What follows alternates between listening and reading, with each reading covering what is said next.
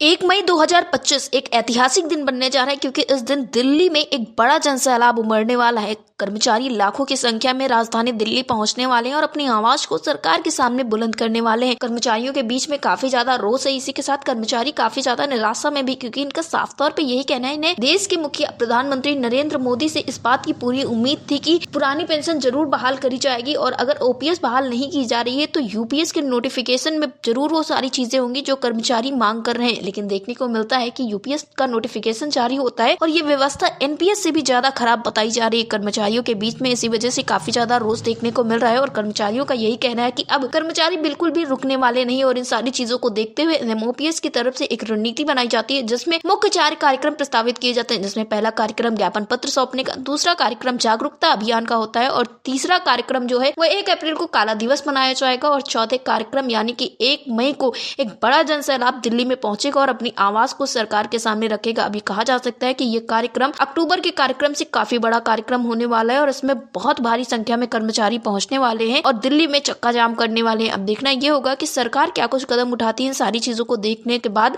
और इसके साथ ही जो पहला कार्यक्रम है उसका आगाज हो चुका है। हर एक राज्य में ज्ञापन पत्र सौंपने का काम किया जा रहा है। कर्मचारी यो कहे कि प्रतिनिधि मंडल के जो पदाधिकारी हैं वो लगातार मुलाकातें कर रहे हैं और ज्ञापन पत्र सौंप रहे हैं। इसी के साथ अपील भी कर रहे हैं कि प्रधानमंत्री नरेंद्र मोदी के साथ साथ सभी जो विधायक नेता हैं वो इस बात को ध्यान में रखें कि कर्मचारियों के लिए पुरानी पेंशन कितनी ज्यादा जरूरी है और जल्द से जल्द उसे बहाल करवाने का प्रयास करें। इस विषय में ज्यादा जानकारी देते हुए एमओपीएस भोपाल राज्य प्रदेश अध्यक्ष परमानंद डेहरिया जी ने क्या कुछ कहा, आप भी सुनिए। परमानंद जी, आपका हमारे चैनल अटल टीवी पे बहुत बहुत स्वागत है।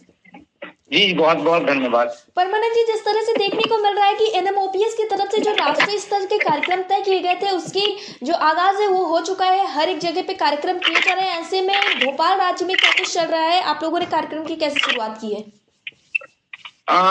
जो हमारे जो चरणबद्ध आंदोलन है राष्ट्रीय अध्यक्ष विजय कुमार जी के नेतृत्व में जो घोषित किए गए हैं जी, उसी क्रम में मध्य प्रदेश में राष्ट्रीय कार्यक्रम जो मध्य प्रदेश में किए जाने हैं 25 फरवरी 2025 से 10 मार्च तक माननीय सांसद महोदयों को हम ज्ञापन सौंप रहे हैं, जिसमें विधिवत एनपीएस यूपीएस के पूरे जो भारत का राजपत्र है और जो अभी तक के जो बदलाव एनपीएस में लाए हैं और उसके जो दुष्परिणाम हुए हैं उन सब विषयों को लेकर के माननीय जितने भी हमारे राज्यसभा और लोकसभा के सांसद हैं उनके समक्ष जाकर के विधिवत हम विस्तार से उनको बता रहे हैं और उनके भविष्य में होने वाले दुष्परिणाम के बारे में भी समझा रहे हैं।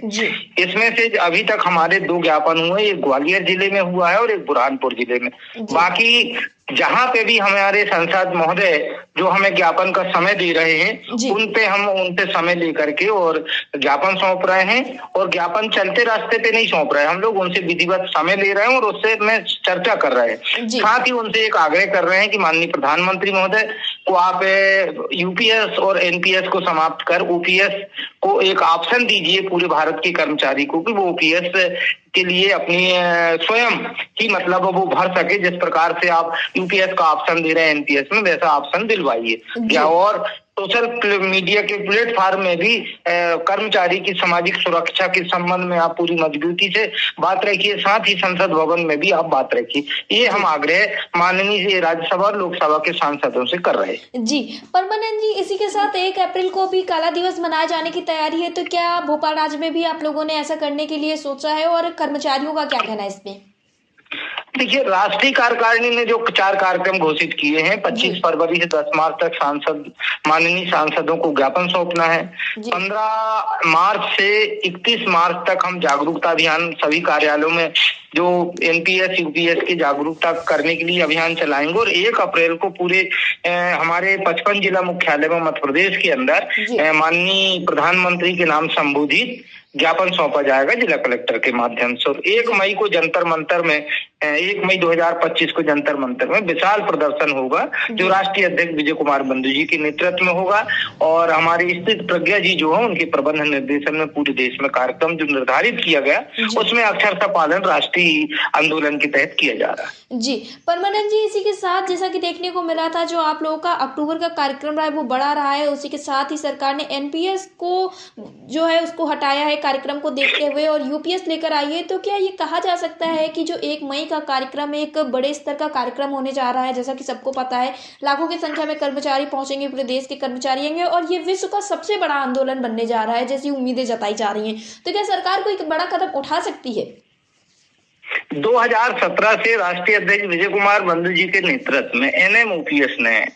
अभी तक के जितने कार्यक्रम दिल्ली में किए हैं और जितने कार्यक्रम देश के अन्य स्टेट में हुए हैं, जिसका सोशल मीडिया के माध्यम ने आप लोगों ने भारत सरकार और राज्य सरकारों तक बात पहुंचाई है, उसी के परिप्रेक्ष्य में झारखंड हुआ, राजस्थान हुआ, हिमाचल हुआ में पुरानी पेंशन बहाल हुई। इस बार कर्मचारी को बड़ी उम्मीद थी माननीय प्रधानमंत्री जी से कि बजट सत्र में पुरानी पेंशन लाएंगे।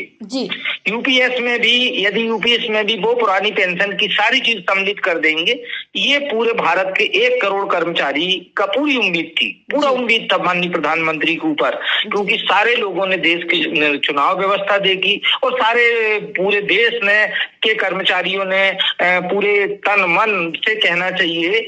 इस आंदोलन में अपने आप को झोंका।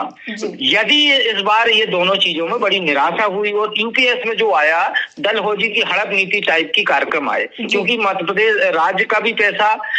जो कहना चाहिए कर्मचारी का 10% पैसा जो है प्राइवेट सेक्टर में चला जाएगा और फिर बाद में उसको नॉमिनी को नहीं मिलेगा, सेवन मृत्यु को भरा। तो ये पूरा पैसा जो है हमारा पूरा जो हमारी धनराशि जो भी सरकार हड़पना चाह रही, तो इससे इतना बड़ा आक्रोश पनपा है पूरे भारत के कर्मचारी, 1 करोड़ कर्मचारी, इतना बड़ा आक्रोश है। तो उसी आक्रोश को देखते हुए अभी तक की जितनी भी रैलियां हुई हैं विजय कुमार बंधु जी के नेतृत्व, उससे कहीं 4 गुना बड़ी रैली होगी। ये भले है कि दिल्ली में भली जगह छोटी मिले अनुमति हमें, पर ये मान के चलिए कि दिल्ली की हर सड़कों में कर्मचारी दिखेगा 1 मई को। और ये विश्व का जो कहना चाहिए मजदूर दिवस है, ये मजदूर दिवस पूरे विश्व में जो है पूरे भारत में देखने को मिलेगा कि विश्व की छवि मजदूरों की पूरे भारत की दिल्ली का जो भारत की राजधानी वहां देखने को आपको मिलेगी। परमानंद जी, टीवी से जुड़ने के लिए धन्यवाद। बहुत बहुत धन्यवाद।